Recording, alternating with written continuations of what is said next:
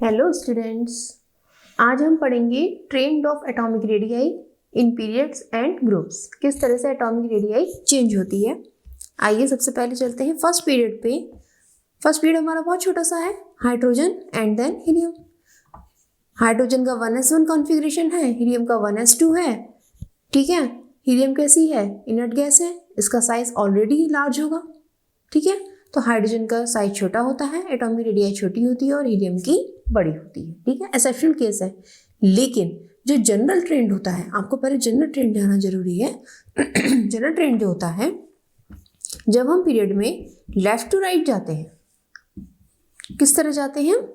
Left to right. Left to right जाने पर क्या होता है? इफेक्टिव न्यूक्लियर चार्ज बढ़ता है। लेफ्ट टू राइट जाने पर क्या हो रहा है? एक एक इलेक्ट्रॉन बढ़ता जा रहा है, एक एक एटॉमिक नंबर बढ़ रहा है, एक एक इलेक्ट्रॉन बढ़ रहा है, तो एक एक प्रोटॉन भी बढ़ रहा है। प्रोटॉन बढ़ने से क्या होता है? इफेक्टिव न्यूक्लियर चार्ज बढ़ता जाता है और आटोमोस्ट ऑर्बिट पर न्यूक्लियस का जो फोर्स ऑफ अट्रैक्शन है वो बढ़ता जाता है और रेडियाई सिकुड़ती जाती है। ठीक है, ये हमारा जनरल ट्रेंड आपको ध्यान रखना है। लेफ्ट राइट जाने पर जनरल ट्रेंड क्या है? रेडियस छोटी होती जाती है। ठीक है, इफेक्टिव न्यूक्लियर चार्ज बढ़ेगा और एटॉमिक रेडियाई छोटी होती जाएगी। क्लियर होगी बात? लेकिन पीरियड फर्स्ट में एक्सेप्शन क्या है? हाइड्रोजन से हीलियम तक जब हम जाएंगे तो हीलियम कैसी? इनर्ट गैस है। इनर्ट गैस है, इनको ना तो लेना है ना किसी को देना है, ये तो मोक्ष प्राप्त कर चुकी हैं। तो इनका क्या हिसाब किताब है? ये अपना जो है बिल्कुल सेटिस्फाइड है। इनकी रेडियस जो है लार्ज रेडियस ही होती है, क्योंकि इनकी वॉन डर वाल रेडियस होती है। ठीक है, इसलिए ये लार्ज होती है। तो ये एक्सेप्शन केस हर जगह चलेगा, हर पीरियड में चलेगा, अभी आप देखोगे। तो इसलिए हाइड्रोजन की रेडियस छोटी जाती है और हीलियम की रेडियस बड़ी हो जाती है। ठीक है, ये हमारा फर्स्ट पीरियड में था। अब सेकंड पीरियड की बात करते हैं। Period second. पीरियड सेकंड में क्या है? एलिमेंट्स लिख लेते हैं फटाफट। Lithium, beryllium, boron, carbon, nitrogen, oxygen, fluorine, neon. ठीक है, और हम पीरियड थर्ड की बात भी कर लेते हैं थोड़ा सा। पीरियड थर्ड में क्या क्या है? Sodium, magnesium, aluminium, silicon, phosphorus, sulphur, chlorine and argon. ठीक, अब यहां पर मैंने क्या बताया? General trend left to right जाने पर डिक्रीज करती है, तो वही जनरल ट्रेंड चलेगा। लेफ्ट टू राइट जाने पर डिक्रीज करती जाएगी, लेकिन नियॉय के केस में बदल जाएगा, क्योंकि ये इनर्ट गैस है, फुल फिल्ड कंडीशन है। ठीक, तो नियॉय की सबसे बड़ी रेडियस हो जाएगी। बस ये एक्सेप्शन आपको याद रखना है। कौन सा एक्सेप्शन है हमारा? ये वाला एक्सेप्शन है, इस एक्सेप्शन को आपको याद रखना है। ठीक, अब हम पीरियड थर्ड में आते हैं। यहाँ भी इसी तरह से है, सोडियम की बड़ी, मैग्नीशियम की उससे कम, एल्युमिनियम की उससे कम, सिलिकॉन की उससे कम, फास्फोरस की उससे कम, सल्फर की उससे कम। लेकिन जब हम ऑर्गन पर आते हैं तो ये एक्सेप्शन केस बन जाता है, ऑर्गन हमारी सबसे बड़ी रेडियाई बन जाएगी। ठीक है, ये एक्सेप्शन आपको याद रखना है। क्लियर हो गई बात? ये आप नोट कर लीजिए। ये अप्लाई पीरियड फर्स्ट में भी होगा, सेकेंड में भी और थर्ड में भी। ठीक है, अब हम चलते हैं पीरियड फोर्थ में। पीरियड फोर्थ में आपको ध्यान है क्या होता है?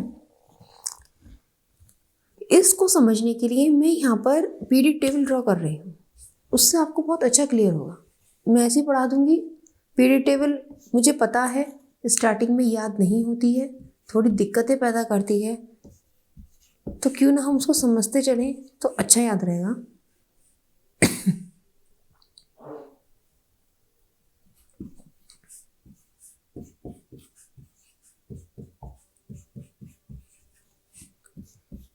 Sodium, magnesium, aluminium, silicon, phosphorus, sulphur, chlorine and argon. Fourth period में अब हमारा आ गया potassium, calcium, scandium, titanium, vanadium, chromium, manganese, एफी, कोबाल्ट, निकेल। अरे भैया ये क्या हो गया? जगह कम पड़ गई, पीरियड टेबल बड़ी हो गई। Copper, zinc. ठीक है, अब हम यहाँ के बाद से शुरू करते हैं भाई।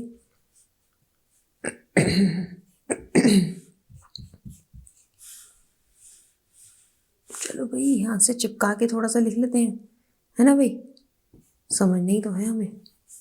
नाइट्रोजन ऑक्सीजन क्लोरीन काम बन गया।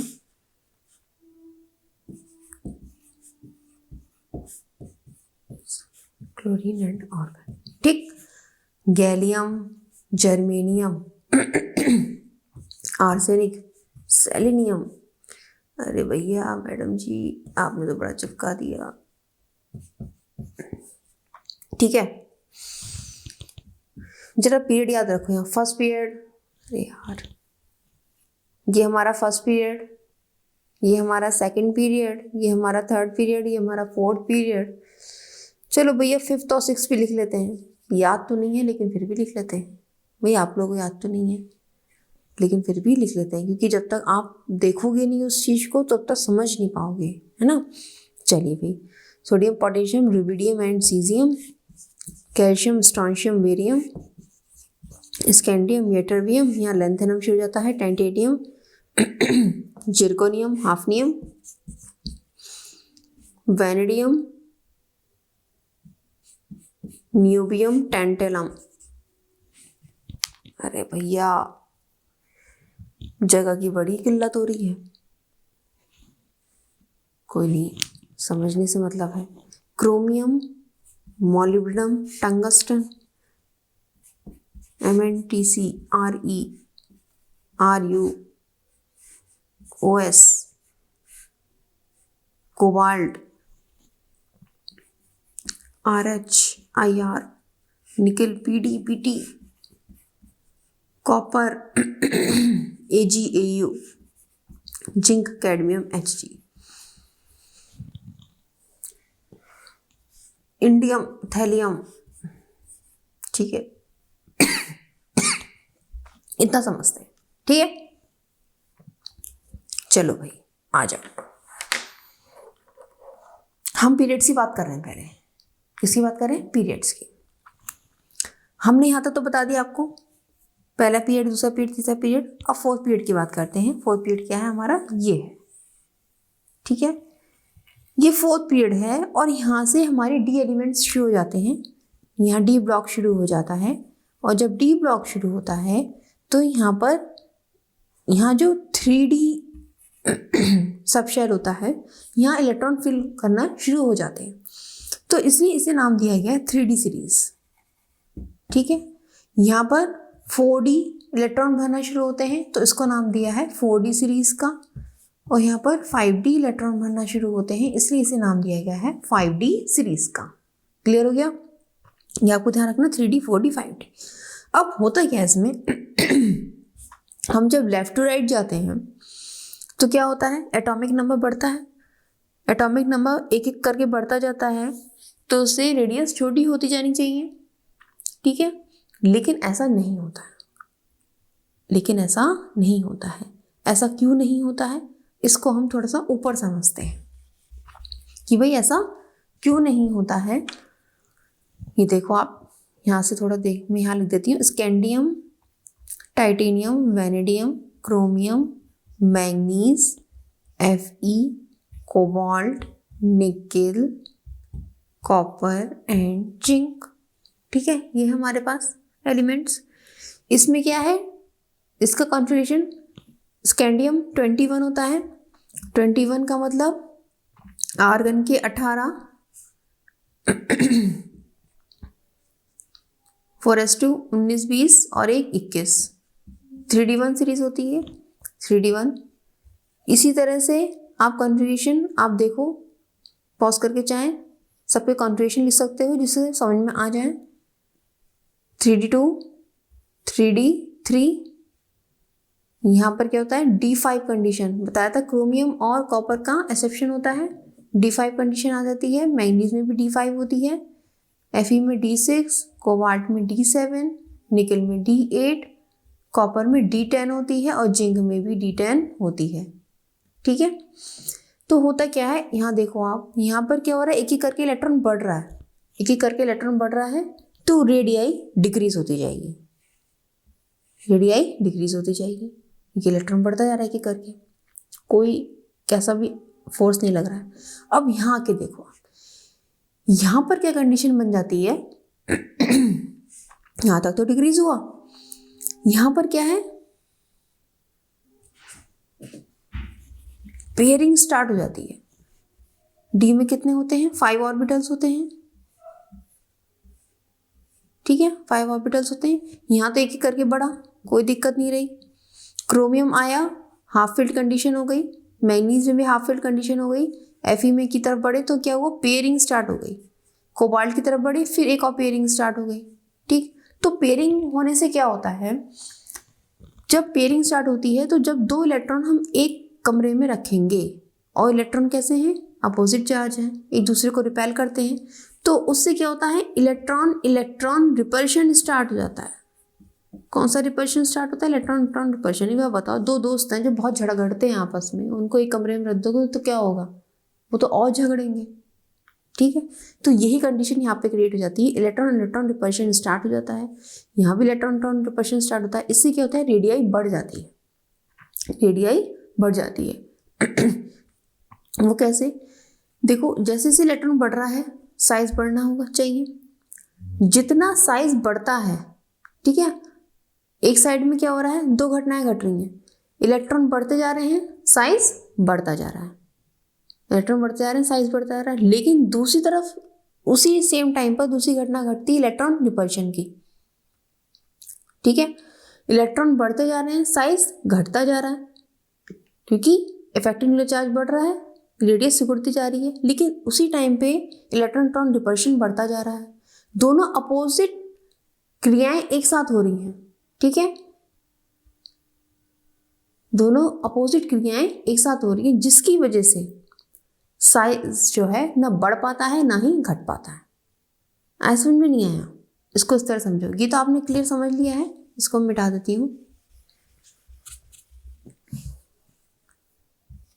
इफेक्टिव न्यूक्लियर चार्ज बढ़ा यहाँ लेफ्ट टू राइट जाने पर, ठीक है, एटॉमिक रेडियाई डिक्रीज होनी चाहिए, लेकिन उसी टाइम पे इलेक्ट्रॉन इलेक्ट्रॉन रिपल्शन बढ़ा और इसकी वजह से क्या होता है, एटॉमिक रेडियाई बढ़ गई। ये दोनों घटनाएं जब एक साथ घटती हैं तो एक दूसरे को क्या करती हैं, कंपेंसेट कर देती हैं, जिससे ना तो एटॉमिक रेडियाई बढ़ पाती है ना ही घट पाती है, सेम हो जाती है। यही वजह है क्रोमियम मैग्नीज की एटॉमिक रेडियाई सेम हो जाती है।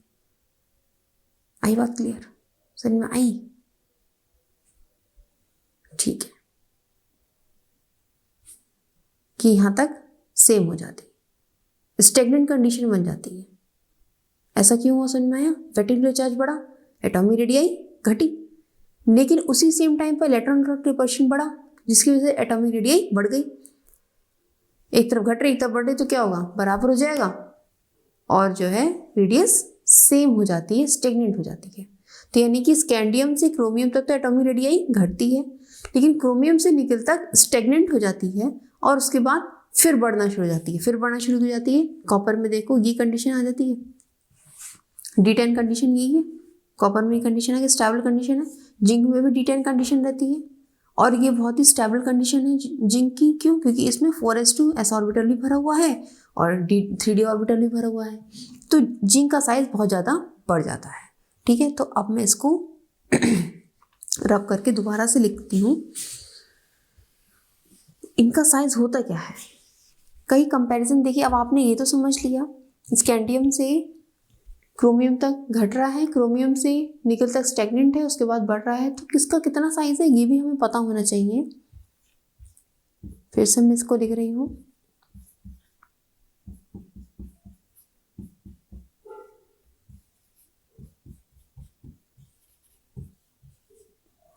स्कैंडियम का होता है 166 पिकोमीटर में है ये सब, 147, इसका 134, इसका 128, इसका 127, Fe का 126, कोबाल्ट का भी 125, निकल का 124, यहाँ 128 एंड देन इसका 134। अब थोड़ा सा आप यहाँ ध्यान दो, ये क्या हो रहा है, डिक्रीज कर रहा है। स्कैंडियम बड़ा, टाइटेनियम उससे छोटा, ठीक है, अब यहाँ थोड़ा सा देखो 134 आ रहा है, ये 134 वैनेडियम के लगभग बराबर है, तो हम ये लिख सकते हैं वैनेडियम और जिंक या जिंक और वैनेडियम। ठीक, इस तरह से लिख सकते हैं, ये दोनों लगभग बराबर ही हैं। ठीक, उसके बाद जो है हमारा क्या आ गया, क्रोमियम आ गया। क्रोमियम से मैंगनीज तक, ये देखो एक नंबर है, इसको हम कंसीडर नहीं करते हैं, इसको हम लगभग बराबर ही मानते हैं। ठीक है, आगे बात क्लियर। फिर उसके बाद यहाँ से देखो क्रोमियम और कॉपर की सेम है। ठीक है, क्रोमियम और कॉपर की सेम है, आप इसमें बिल्कुल एग्जैक्ट मत जाओ। ये 127, 126, 125 तो हैं, आगे पीछे भी थोड़ी सी हो जाती हैं, तो क्रोमियम कॉपर यहाँ तक बिल्कुल सेम रहता है हिसाब किताब। ठीक है, एक्सपेरिमेंटल है, थोड़ा आगे पीछे तो हो ही जाता, पूरा 100% एक्यूरेट तो कोई इक्विपमेंट आज तक दे ही नहीं पाया है। तो क्रोमियम और कॉपर सेम आ गया। ठीक है, उसके बाद हम चलते हैं, कोबाल्ट उससे छोटा हो जाता है और निकेल सबसे छोटी हो जाती है। आप फाइनली इसको लिख सकते हैं, ये है इसका पूरा फाइनल ट्रेंड कि किस तरह से एटॉमिक रेडियाई घटती बढ़ती हैं और स्टेगनेंट हो जाती है। सबसे छोटी निकल की होती है, सबसे बड़ी स्कैंडियम की होती है। ठीक, अच्छा, ये जो ट्रेंड हमारा चला ये है 3D सीरीज का, ऐसे ही इसमें चलेगा 4D सीरीज में और 5D सीरीज में। ठीक है, सेम ट्रेंड इसमें चलेगा। अब ये ट्रेंड हमारा टोटल हो गया पीरियड में, सारे पीरियड्स मैंने आपको बता दिए हैं। ठीक है, इस तरह से यहाँ पे ट्रेंड चलता है। अब हम ट्रेंड लेते हैं ग्रुप्स में। ठीक है, अब किस में लेंगे हम, ग्रुप्स में। पीरियड टेबल हम लिखे रह देते हैं, समझने में आसानी रहेगी आपको। ग्रुप्स में क्या होता है, अप टू डाउन जाने पर ऊपर से नीचे जा रहे हैं, नए नए शेल्स बन रहे हैं, एटॉमिक रेडियाई बढ़ती जाएगी।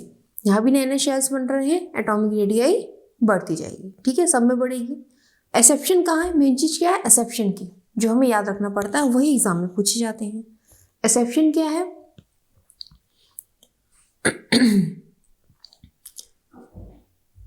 पहले हम डी ब्लॉक देख लेते हैं, लेंथेनाइट एक्टिनाइट कॉन्ट्रैक्शन जो होता है, उसके बाद हम इस पे आएंगे। ठीक, यहाँ पे कोई एक्सेप्शन नहीं है, फर्स्ट पीरियड सेकंड पीरियड कोई एक्सेप्शन नहीं है। यहाँ देखिए आप, यहाँ पर क्या हो रहा है, scandium, yttrium, lanthanum, titanium, zirconium, hafnium. यहाँ पे यहाँ तक जाने से ये कौन सी सीरीज है, 3D सीरीज, और ये कौन सी सीरीज है, 4D सीरीज। जब हम 3D सीरीज से 4D सीरीज में जाते हैं, ठीक है,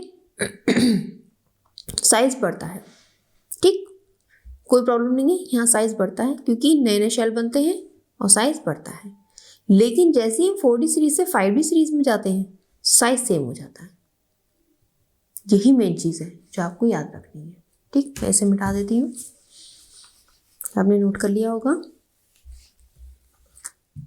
ये देखो आप, ये हमारी 3D सीरीज है। 3D सीरीज से 4D सीरीज का साइज बड़ा होता है। क्यों होता है, क्योंकि नए शेल बनते हैं। ठीक है, लेकिन जब हम 4D सीरीज से 5D सीरीज में जाते हैं, साइज सेम हो जाता है। दैट इज मेन पॉइंट, ये याद रखना है। ये किस वजह से होता है, due to lanthanide contraction, due to lanthanide contraction. अब भाई ये लेंथेनाइट कॉन्ट्रैक्शन क्या बोला है, होता क्या है, यहाँ से आप यह ध्यान से देखो, ये लेंथेनम शुरू हो गया, यहाँ एफ ब्लॉक एलिमेंट शुरू हो जाएंगे यहाँ से। नीचे एफ ब्लॉक एलिमेंट्स दिए होते हैं, यहाँ पर एफ सब शेल भरना शुरू होता है। कौन सा सब शेल भरना शुरू होता है, f sub shell. F sub shell की स्ट्रक्चर आपने पढ़ी, नहीं पढ़ी, क्यों, बहुत ही डिस्पर्स स्ट्रक्चर है, कोई डेफिनेट स्ट्रक्चर नहीं है। और एफ सब शेल की डिस्पर्स स्ट्रक्चर होने के कारण इसकी शील्डिंग पुअर होती है। शील्डिंग कैसी होती है, पुअर। शील्डिंग मैंने बताया था आपको, इन ऑर्बिटल्स के जो इलेक्ट्रॉन है वो आउटर ऑर्बिटल के इलेक्ट्रॉन्स को शील्ड करते हैं। ठीक है, जिससे कि effective nuclear charge outermost orbit के इलेक्ट्रॉन्स पर नहीं लग पाता और रेडियाई बड़ी हो जाती है। ये मैंने बताया था आपको। तो होता क्या है, पुअर शील्डिंग होती है। एफ सब शेल की पुअर शील्डिंग होने की वजह से जो आउटरमोस्ट इलेक्ट्रॉन हैं उन पर जो न्यूक्लियस का फोर्स ऑफ अट्रैक्शन है वो बढ़ जाता है।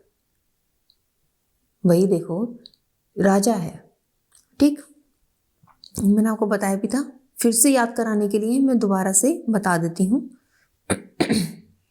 हाँ बताती हूँ। सेंटर में किंग बैठा हुआ है, पॉजिटिव आयन वाला, ठीक, एक घेरा ये, एक घेरा ये, ठीक है। इस घेरे में जो इलेक्ट्रॉन है, यहां पर क्या है, एफ सब शेल बैठा हुआ है, एफ सब शेल के इलेक्ट्रॉन है, ये उसको शील्ड नहीं कर पा रहे हैं, यानी कि बच्चे ऐसे हाथ बांध के खड़े हुए हैं, हाथ उनके छूट रहे हैं, अपने मस्ती में लगे हुए हैं, उन्होंने हाथ स्ट्रांगली नहीं पकड़ रखे। तो क्या इसका और इसका कनेक्शन आसानी से बन सकता है? बन जाएगा। जब ये घेरा ही कमजोर हो जाएगा तो इस न्यूक्लियस का बाहर के इलेक्ट्रॉन पर कनेक्शन आसानी से बन जाएगा, बन जाएगा। जब आसानी से बन जाएगा तो क्या होगा, फोर्स ऑफ अट्रैक्शन बढ़ जाएगा, बढ़ जाएगा। जब फोर्स ऑफ अट्रैक्शन बढ़ेगा तो क्या होगा, रेडियाई डिक्रीज हो जाएगी, रेडियाई डिक्रीज हो जाएगी। यही वजह है जैसे ही हम 4D से 5D में आते हैं रेडियाई डिक्रीज हो जाती है, पुअर शील्डिंग हो गई, एफ ऑर्बिटल रक्षा नहीं कर पाए बाहर के इलेक्ट्रॉन्स की न्यूक्लियस से, और न्यूक्लियस ने इलेक्ट्रॉन पर फोर्स ऑफ अट्रैक्शन लगा दिया आउटरमोस्ट ऑर्बिट वाले इलेक्ट्रॉन पर, और उन्हें अपनी तरफ खींच लिया। जब खींच लिया तो रेडियाई डिक्रीज हो गई। जब रेडियाई डिक्रीज हो गई तो क्या हो गया, 4D 5D सीरीज के जो एलिमेंट थे उनकी रेडियाई 4D के बराबर पहुंच गई।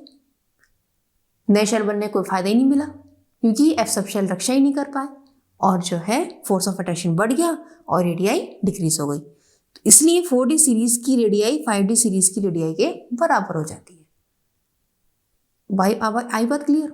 समझ में आया लेंथ कॉन्ट्रैक्शन क्या होता है? लेंथ कॉन्ट्रैक्शन और कुछ नहीं है, यही है एफ सब शेल की पुअर शील्डिंग है।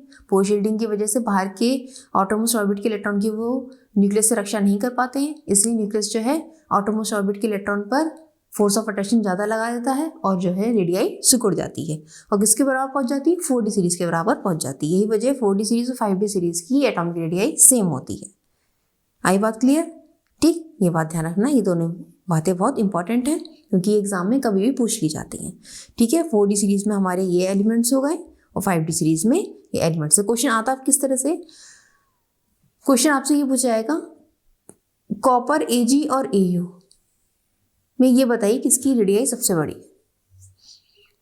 तो आप क्या कहोगे, अरे भाई गोल्ड सबसे नीचे आता है, ठीक, तो गोल्ड की बड़ी होगी, उससे कम Ag उससे कम Cu। नहीं जी, अब इसका कैसे चलता है, ऐसा नहीं होता है। कॉपर की छोटी है 3D सीरीज 4D सीरीज, ये बात ध्यान रखनी है, बस आप ये नोट कर लो, 3D सीरीज से कम ज़्यादा, उससे ज़्यादा 4D सीरीज। Ag की उससे बड़ी हो गई, लेकिन Ag की Au के बराबर हो गई। ठीक है, क्वेश्चन घुमा के इस तरह से पूछ सकते हैं, कारण बताइए सिल्वर की रेडियाई गोल्ड की रेडियाई के बराबर क्यों हो जाती है। ठीक, या दूसरा एग्जाम्पल ले लें हम, what is the reason that the radii of cadmium is almost equal to Hg। ठीक, ये भी पूछ सकते हैं। तो हम क्या बताएंगे, जिंक की छोटी है, कैडमियम की बड़ी है, और कैडमियम की Hg के बराबर हो गई है। क्यों हो गई है, क्योंकि lanthanide contraction, poor shielding of f orbitals electrons. ठीक है, क्लियर हो गई बात? ठीक, ये तो हमारा हो गया ट्रेंड ग्रुप में। ठीक, अब हम हमारा जो एक और एक्सेप्शन आता है, अच्छा एक चीज और ये हमारा D ब्लॉक है, F ब्लॉक में भी लेंथेनाइट कॉन्ट्रैक्शन चलता है। F ब्लॉक में जो लेंथेनम से, F ब्लॉक में कौन कौन से होते हैं हमारे एलिमेंट,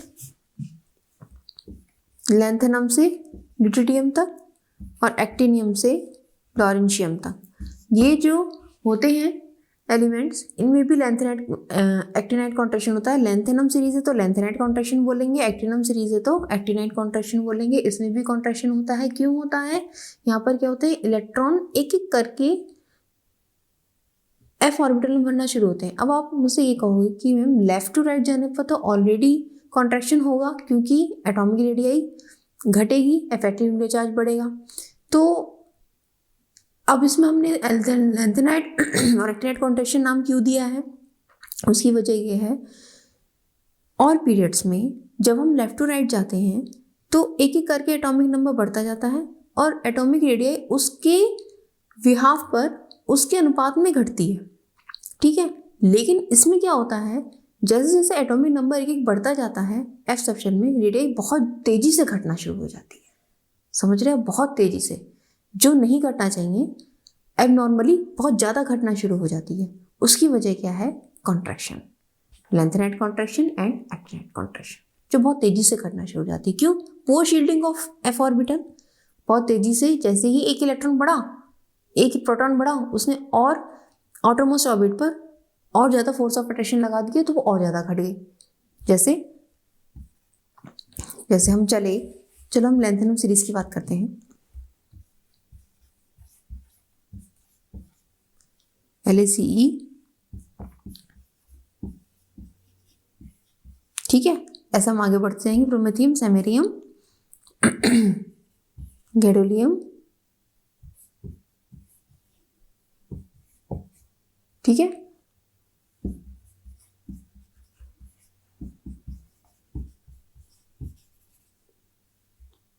यूरोपियम, टेमरियम, यूट्रोपियम, ल्यूटेरियम, ठीक है।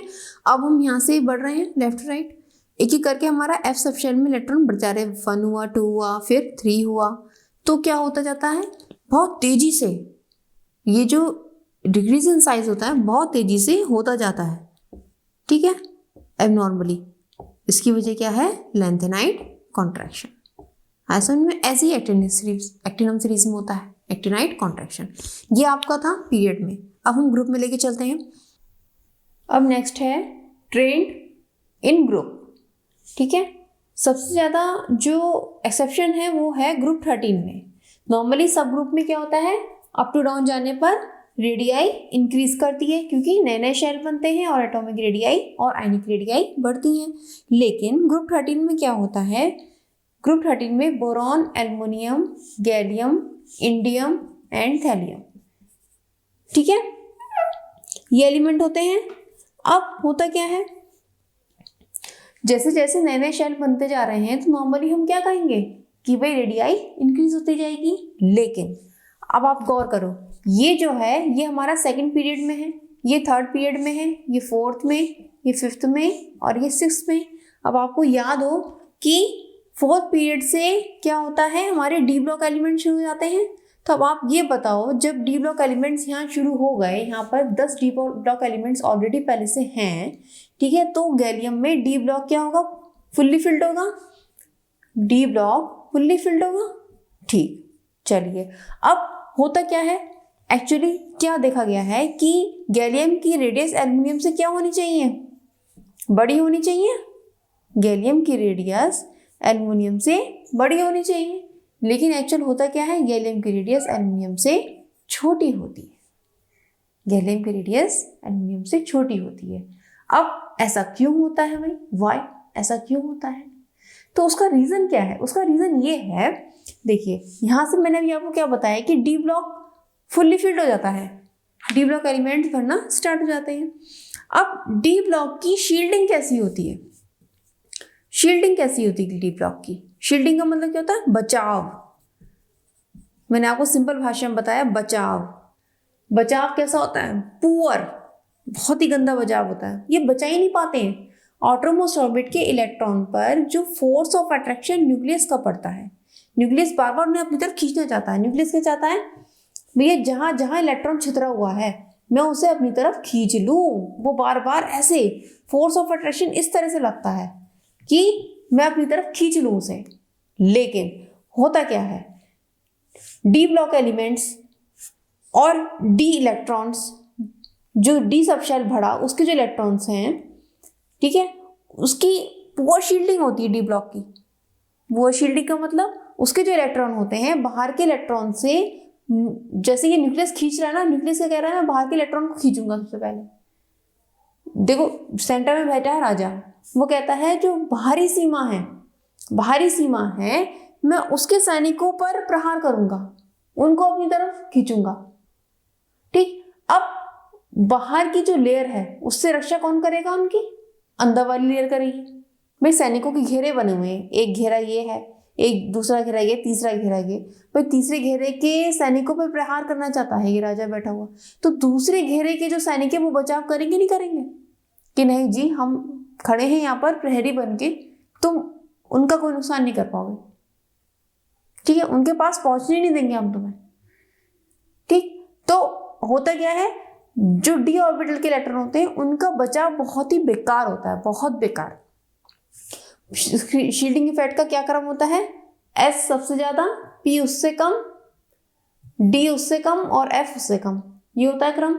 तो जब डी की पुअर शील्डिंग होती है तो ये बचाव कर ही नहीं पाता है, और न्यूक्लियस का जो फोर्स ऑफ अट्रैक्शन है आउटरमोस्ट ऑर्बिट के इलेक्ट्रॉन पर अच्छा खासा पड़ जाता है, जिससे कि वो उसे अपनी तरफ खींचता है। जैसे जैसे खिंचता है, खिंचता चला जाता है, खिंचता चला जाता है, तो खिंचता जाएगा, साइज छोटा हो जाएगा, जितना खींचेगा साइज छोटा हो जाएगा। ये घटना कहाँ घटती है, गैलियम के साथ घटती है, क्योंकि उसमें डी ब्लॉक के इलेक्ट्रॉन भरे हुए हैं जिनमें पुअर शील्डिंग है, वो कुछ बचाव कर ही नहीं पाते हैं, और डायरेक्ट जो है बाहर के इलेक्ट्रॉन पर फोर्स ऑफ अट्रैक्शन लग जाता है और वो इलेक्ट्रॉन अंदर की ओर खींचे चले आते हैं और गैलियम का साइज छोटा हो जाता है। एल्युमिनियम में ऐसी घटना नहीं घटती क्योंकि उसके पास डी ब्लॉक एलिमेंट्स और डी ब्लॉक इलेक्ट्रॉन्स हैं ही नहीं, जिसकी वजह से एल्युमिनियम का size already as it is ऐसे ही रहता है और गैलियम का साइज एक्सेप्शनली छोटा हो जाता है। Size of gallium exceptionally small, बहुत छोटा हो जाता है।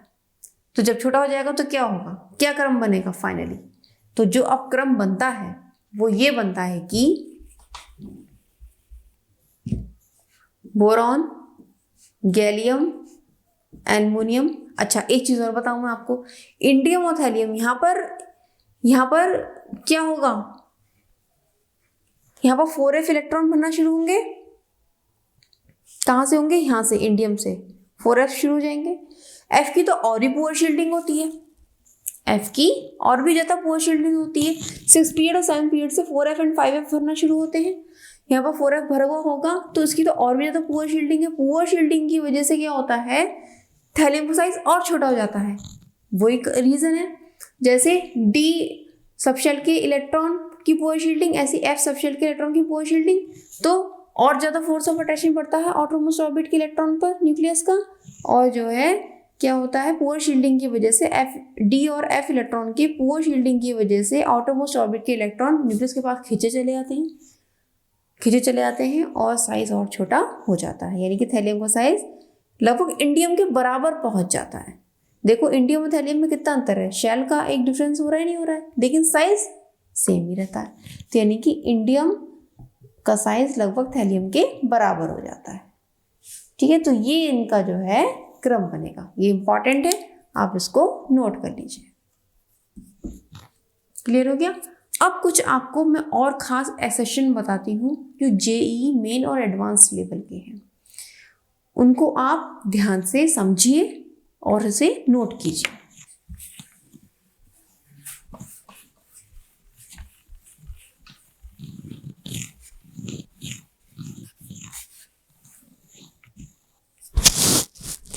चलिए अब हम शुरू से स्टार्ट करते हैं। लिथियम, ये हमारा फर्स्ट ए ग्रुप है। Lithium, sodium, potassium, rubidium and caesium. ये हमारा सेकेंड ए ग्रुप है। Beryllium, magnesium, calcium, strontium and barium. ठीक, अब आप ये कहोगे नॉर्मली हम ऊपर से नीचे क्यों जा रहे हैं, रेडियाई बढ़ रही है, कोई शक नहीं है। यहाँ से ऊपर से नीचे क्यों जा रहे हैं, रेडियाई बढ़ रही है, कोई प्रॉब्लम नहीं है, ये काम हो रहा है। लेकिन अगर मैं आपसे ये पूछूं लिथियम और मैग्नीशियम की रेडियाई में कौन सी बड़ी है, लिथियम और मैग्नीशियम की रेडियाई में कौन सी बड़ी रेडियाई है, तो आप क्या बताओगे भाई। अच्छा मैं लिथियम बेरिलियम की कंपेयर करूं तो भी आप बता दोगे कि भाई लिथियम की कम हो ज्यादा होगी, बेरिलियम की कम होगी, क्योंकि लेफ्ट राइट जाने पर एटॉमिक रेडियाई घटती है, कोई प्रॉब्लम नहीं। लिथियम और मैग्नीशियम जब आप क्या कहोगे, देखो लिथियम मैग्नीशियम में क्या होता है, डायगोनल रिलेशनशिप होती है।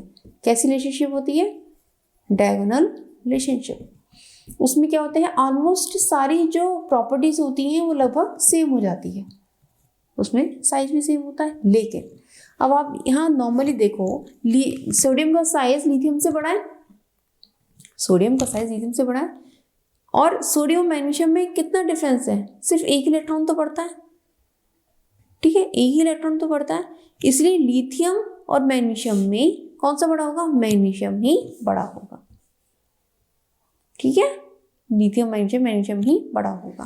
कंफ्यूज नहीं होना यहाँ पे कौन सा बड़ा कौन सा छोटा, ठीक, जैसे ये मान लो सोडियम का साइज लिथियम से बड़ा है, ऐसी मैग्नीशियम का भी साइज लिथियम से बड़ा होगा। ऐसे में सोडियम और कैल्शियम में कंपेयर करूं, इन दोनों में डायगोनल ले रहे हैं हम, तो यहाँ भी डायगोनल की वजह से क्या होगा, कैल्शियम का साइज बड़ा हो जाएगा। लेकिन एक एक्सेप्शन आप याद रखो, पोटेशियम एंड बेरियम का, ये एक्सेप्शन है, एक्सेप्शन डाल के वेरी वेरी इंपॉर्टेंट लिख लो। उसमें क्या है, पोटेशियम का साइज एक्सेप्शनली बेरियम से बड़ा होता है, ठीक, पोटेशियम का साइज बेरियम से एक्सेप्शनली बड़ा होता है, ठीक है, या खासतौर से इसको नोट कर लो। क्लियर हो गया ये तो आपका एस ब्लॉक में हो गया। अब चलते हैं पी ब्लॉक में, ये आपका किस में था, एस ब्लॉक में। अब हम चल रहे हैं पी ब्लॉक में।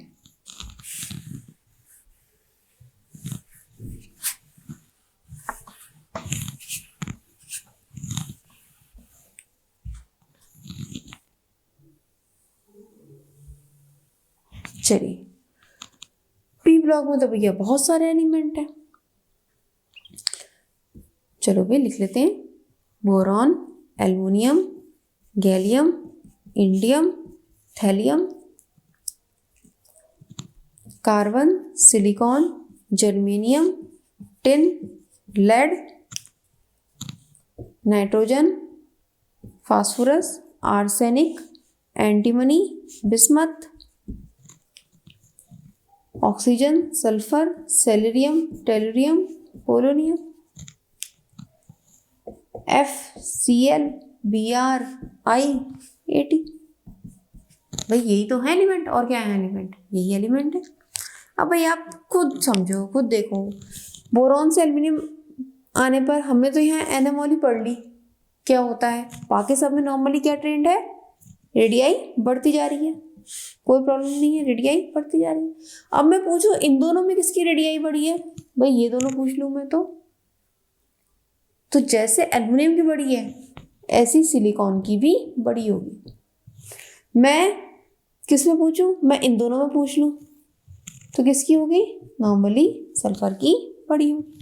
अच्छा, मैं क्रॉस कनेक्शन करके इसमें पूछ लूं तो भी क्या होगी, फास्फोरस की ऑक्सीजन से बड़ी होगी, क्योंकि भाई देखो नीचे नया शेल बन रहा है नहीं। अब देखो सल्फर की ऑक्सीजन से बड़ी है नहीं है, तो फास्फोरस सल्फर में कितना अंतर है, ज्यादा अंतर थोड़ी ना है, आस पड़ोस की तो है ही है, तो फास्फोरस की ऑक्सीजन से ज्यादा हो जाएगी। ऐसे हम ये देखें, कहीं कोई प्रॉब्लम नहीं है, इसलिए कंफ्यूज नहीं होना, ये मैं इसलिए बता रही हूँ आपको जिससे आप कंफ्यूज ना हो। ऐसी में इन दोनों की देखूं तो किसकी बड़ी होगी, आई की बड़ी होगी, इन दोनों की देखूं तो किसकी बड़ी होगी, एटी की, इन दोनों की देखूं तो किसकी बड़ी होगी, पीओ की, इन दोनों की देखूं तो किसकी बड़ी होगी, टीई की। बात समझ में आ गई, यहां तक कोई दिक्कत नहीं है। इन दोनों की देखूं तो भी ये बड़ी होगी, इन दोनों की देखूं तो भी ये बड़ी होगी। अब यहां देखो गैलियम की इससे तो भी टिन की बड़ी होगी, जर्मेनियम की आयन से तो आयन बड़ा होगा, सिलिकॉन की जर्मेनियम गैलियम से तो गैलियम बड़ा होगा,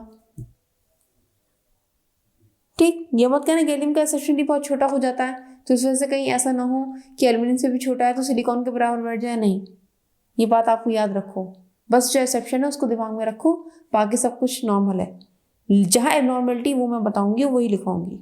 अब कहाँ एबनॉर्मलिटी, ये देखो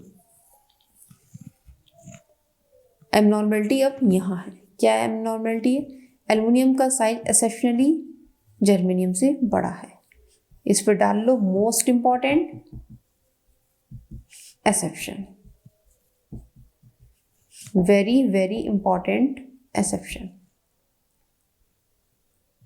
एल्युमिनियम का साइज जर्मेनियम से बड़ा होता है।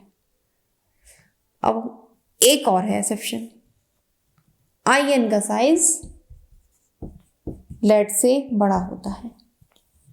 मोस्ट इंपॉर्टेंट एक्सेप्शन, ये आप मोस्ट इंपॉर्टेंट डाल के लिख लो, बस यही तो एक्सेप्शन है। एल्युमिनियम का साइज जर्मेनियम से बड़ा होता है और इंडियम का साइज लेड से बड़ा होता है। भाई जो देखा गया है वो बताया गया है, उसमें क्या क्यों कैसे नहीं होता, क्योंकि that is the chemistry and that is exception. Exception के लिए क्या क्यों कैसे नहीं कह सकते, ठीक है। जहां तक हो सकता है वहां तक कह सकते हैं, लेकिन हर क्वेश्चन में नहीं कह सकते। जैसा भाई नापा एल्युमिनियम की रेडियाई, जर्मेनियम की रेडियाई नापी, जो मिला उसके हिसाब से है, जो डाटा अवेलेबल है उसके हिसाब से है, ठीक है। तो ये एक्सेप्शन आपको ध्यान रखनी है। क्लियर हो गई बात। अब एक चीज और याद रखनी है, खासतौर से डी ब्लॉक में क्वेश्चंस ज्यादा पूछे नहीं जाते हैं, और बाकी डी ब्लॉक में ज्यादा ऐसी एनोमली है नहीं। मैंने आपको बता ही दी डी ब्लॉक का क्या हिसाब किताब है, कि जो है फर्स्ट से सेकंड सीरीज में जब हम आते हैं, 3D सीरीज से 4D सीरीज में आते हैं तो रेडियाई बढ़ती है, लेकिन 4D से 5D में जाएंगे तो रेडियाई स्टेगनेंट हो जाती है लगभग। मैंने आपको बता ही दिया, उसमें कोई प्रॉब्लम नहीं है। एक एफ ब्लॉक का और एक्सेप्शन देख लीजिए। हमने एफ ब्लॉक में ये तो पढ़ा था कि जो है एफ ब्लॉक में क्या होता है, रेडियाई लगातार घटती चली जाती है लेफ्ट टू राइट जाने पर, जो एक जनरल ट्रेंड था। लेकिन कुछ एफ ब्लॉक का एक एक्सेप्शन भी है, वो भी आप नोट कर लीजिए। एफ ब्लॉक का जो एक्सेप्शन है वो क्या है, एफ ब्लॉक में जो लेंथेनाइड है, उन लेंथेनाइड्स में जो यूरोपियम है उसका साइज जो है हाईएस्ट होता है, सबसे ज़्यादा यूरोपियम का साइज होता है। पूछा जाएगा आपसे कि लेंथेनाइड्स जो हैं टोटल, लेंथेनम से ल्यूटियम तक, उसमें किसका साइज सबसे बड़ा है, तो यूरोपियम का साइज सबसे ज़्यादा होता है। इसका मोस्ट इंपॉर्टेंट डाल के लिख लो, ठीक है, नोट बना लो कि यूरोपियम का साइज सबसे हाईएस्ट होता है, ठीक है। तो ये हो गए आपके जो ट्रेंड है एटॉमिक रेडियाई का, खासतौर से मेन एक्सेप्शंस। ये एक्सेप्शन बहुत इंपॉर्टेंट है specially for JEE Main and advance के बच्चों के लिए, ठीक है, बहुत यूजफुल है, आप इसको नोट कर लीजिए। और अगर आपको मेरा वीडियो हेल्पफुल लगा हो तो आप इसे लाइक कीजिएगा, अपने फ्रेंड्स के साथ उनकी हेल्प हो सके इसलिए इसे शेयर कीजिएगा। और ऐसे ही आप चाहते हैं मैं हेल्पफुल वीडियो आपके लिए बनाऊं, नॉलेजेबल वीडियो बनाऊं जो आपके पढ़ाई के लिए आपको सहयोग कर सके, तो आप मेरे चैनल को सब्सक्राइब कीजिएगा। नेक्स्ट वीडियो में मिलते हैं। All the best.